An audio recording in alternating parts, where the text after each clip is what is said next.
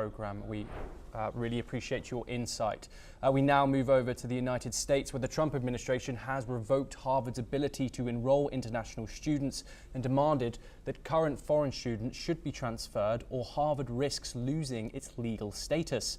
Officials have warned the crackdown might extend to other challenges as well. Harvard condemned the move as unlawful and reaffirmed its commitment to educating international students. The university said this action harms its community and undermines its academic and research mission. Congressional Democrats criticized the decision, calling it an attack on academic freedom and Harvard's independence. Representative Jamie Raskin labeled the move retaliation for Harvard's opposition to Trump's policies. Beijing has also condemned the US move, calling it political. China's foreign ministry said the action damages US global credibility. Spokeswoman Mao Ning urged Washington to keep education free from politics. Let's listen in to the Chinese foreign ministry spokeswoman. 中美教育合作是互利的，中方一贯反对将教育合作政治化。美方有关做法只会损害美国的形象和国际信誉。 This comes as the Trump administration has revoked Harvard University's right to enroll foreign students, affecting over a quarter of its annual intake and escalating tensions with the prestigious Ivy League institution. Homeland Security Secretary Kristi Noem announced the immediate withdrawal of Harvard's Student and Exchange Visitor Program certification, the system permitting international students to study in the United States. This move follows Harvard's refusal to comply with government demands for oversight on admissions and hiring.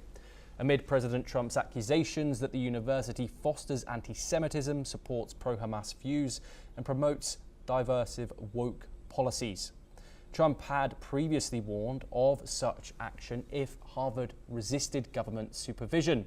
Harvard enrolled more than 27% of foreign students in 2024 to 2025 academic year. Noem stated that maintaining foreign student enrollment is a privilege contingent on compliance with Department of Homeland Security regulations. Harvard is yet to respond to requests for comment. We're now joined by Raymond Vickery to discuss this further. Raymond, thank you very much for joining us, a former US Assistant Secretary of Commerce based in Washington, D.C. Thank you very much for joining us. The Chinese Foreign Secretary just has most recently come out and said that education should stay away from politics. Why doesn't the Trump administration view this? Why doesn't the Trump administration agree with this statement? Well, thanks very much for having me, Thomas. You know, great democracies like India and the U.S. need to cooperate on trying to build peace and prosperity throughout the world, but this has to be done within the framework of a rule of law, respect for democratic values, which are enshrined both in the U.S. and the India Constitution. The right to freedom of speech, the right to due process, equal protection of the laws.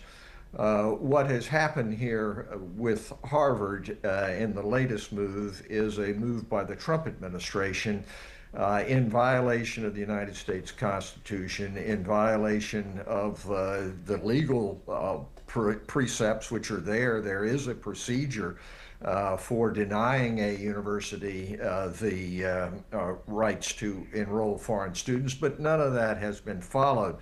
So it's plainly illegal. I don't think that you solve the problem by saying universities have nothing to do with politics.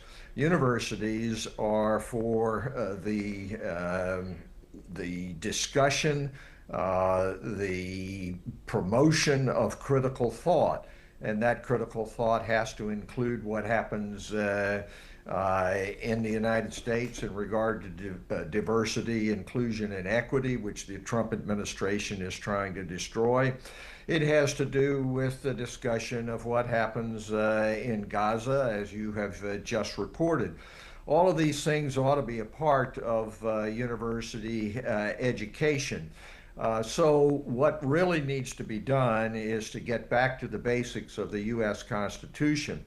Of course, India is very much affected by this since it has the second largest population of foreign students in American universities, and many leading members of the government and society in India send their children to Harvard and other universities in the United States.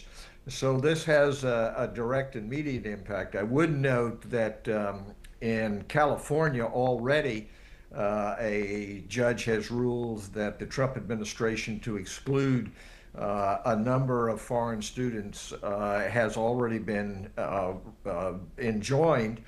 There is a lawsuit which has been filed yesterday by Harvard on this, and I have every reason to believe that it will be successful. But the real question is, will the Trump administration obey the rule of law? Will the Supreme Court, which has a majority really of Trump supporters on it, support the rule of law? In the longer run, we've got elections next year, both in the House and a part of the Senate, and this is going to be a major issue.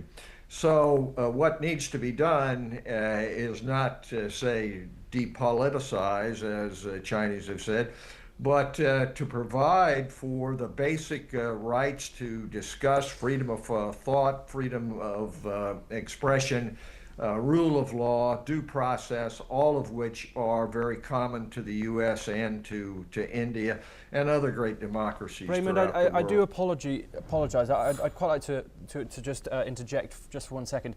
Going to protests and free speech, the First Amendment, as you speak about, that's often something associated with going to university. It's been going on for years and years and years.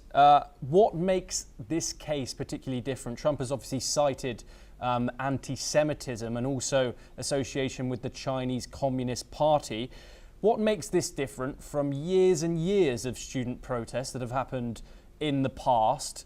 That have obviously frequently challenged government policy? Well, what makes it different is President Trump and his supporters who don't believe in that kind of expression and have taken it upon themselves to try to impose an authoritarian approach which does away with those things which, as you rightly point out, have been a part of university life since time immemorial. And what's going on in the United States is an attempt to impose an authoritarian form of government which is contrary to the United States Constitution. So the question is, are the courts going to stand up, and then will there be willingness in the administrative bodies to follow the courts? And if not, what will happen in elections? So we're at a very grim crossroads, and what's happening in regard to Harvard is a symptom of the overall malady which is affecting this country. And it's time for people in India, in the US, Japan, Western Europe, other great democracies to stand up and say, no, this is not right. We can have discussion and disagreement. We can try to tamp down and anti-Semitism, but you don't do it by doing away with the basic freedoms that this country has had for about 250 years, and which India follows, tries to follow assiduously. And so that's what's going on over here, and it is a very, very grave situation. Raymond Vickery, thank you very much for your insight. We now move on. US President Donald